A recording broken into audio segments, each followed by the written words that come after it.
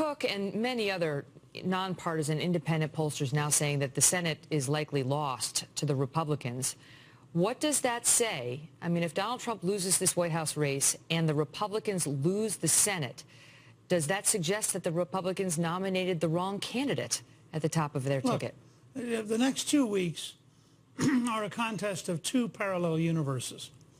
I just listened to that report. First of all, I used to hang out with Charlie Cook when he would explain that Donald Trump was hopeless and would not get the nomination. I like Charlie. That doesn't mean he's infallible. But let's take the report we just got. Republicans are actually outvoting Democrats in Florida. They're outvoting Democrats in Pennsylvania. That's unprecedented. They've cut the Democratic lead. You predict a win in Pennsylvania? I think they might. Really? You think Trump's going to win Pennsylvania? Look, all I can report to you right now is they're outvoting the Democrats in early voting, which is also true in Florida, which is unprecedented. But all of the polls in Pennsylvania have her winning. What? All of the polls in Pennsylvania have her ahead. I know. I just told you we have two alternative universes right now. In Iowa, for example, the Democrats are 50,000 votes behind where they were with Barack Obama in turnout.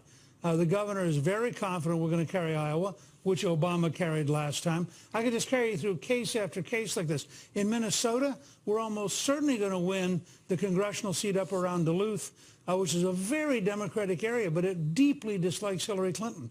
And represent now. But let me just ask you. Let me just ask you, because you say it's two alternate universes. I mean, these are sort of small examples of how he might be heading early voting and so on. But I'm telling you that the Fox News decision desk just moved Iowa, that you just mentioned, Indiana, 2nd Congressional District in Maine. All of them moved left, moved more likely to vote for Hillary Clinton. And in fact, all of the moves that have been on this map over the past 3 weeks by Larry Sabato, by Cook, by the Fox News decision desks, these are nonpartisan outlets that are just trying to call the electoral scoreboard. They're not nonpartisan outlets. Every outlet you described is part of the establishment. Fox News, really? Are we? I don't think so. And come on. Every state they've moved it to the left, towards Hillary.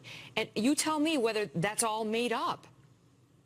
No, I think they're two alternative universes. You have a poll which suggests that she's going to get a Barack Obama turnout among African Americans.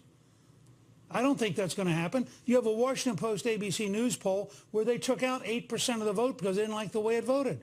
Look, I've been around long enough. I remember when the Detroit Liberal newspaper on the Sunday before the election said John Engler would lose by 14 points. He won the governorship that year.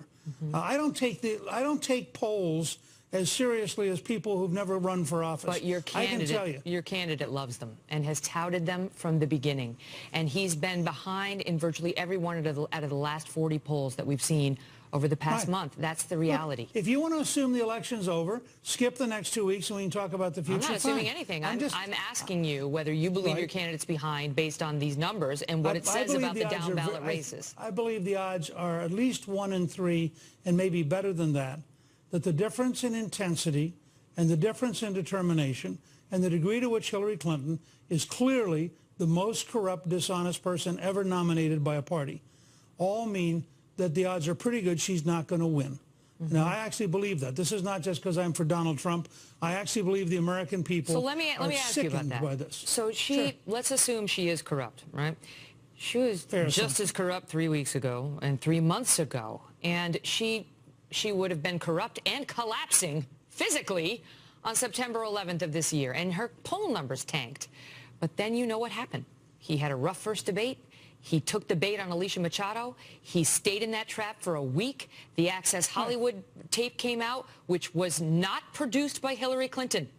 That was Trump on camera talking about grabbing women. Look, I just heard you go through this with Governor Pence. I get it. I know where you're coming from. But let me point out something to you. Sure. The 3 major networks spent 23 minutes attacking Donald Trump that night and 57 seconds on Hillary Clinton's secret speeches. You don't think this is a scale of bias worthy of Pravda and Izvestia? I mean, you want to know why Donald Trump's had a rough time? If Trump is a sexual predator, that is... He's not a sexual predator. Okay, that's your opinion. I'm not taking a position on it. You could not defend that statement.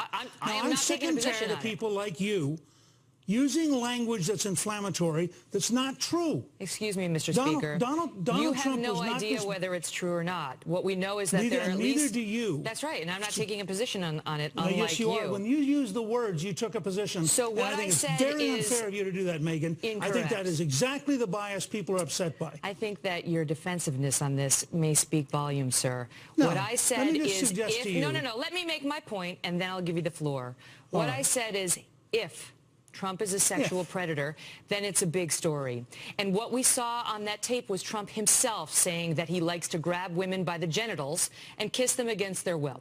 That's what we saw. Then we saw 10 women come forward after he denied actually doing it at a debate to say that was untrue. He did it to me. He did it to me. We saw reporters. We saw people who had worked with him, people from Apprentice, and so on and so forth. He denies it all, which is his right. We don't know what the truth is.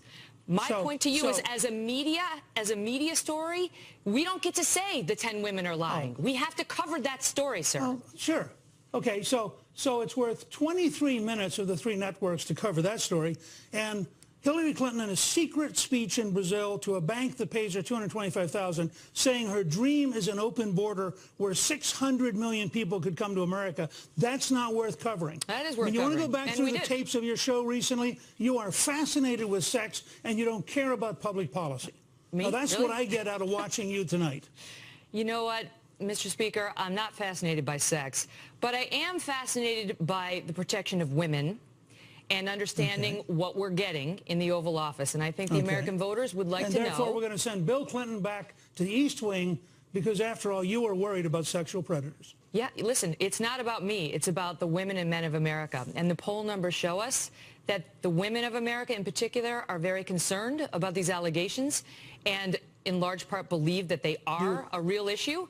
And don't dismiss the women summarily. Do you want to comment on whether the Clinton ticket has a relationship to a sexual predator?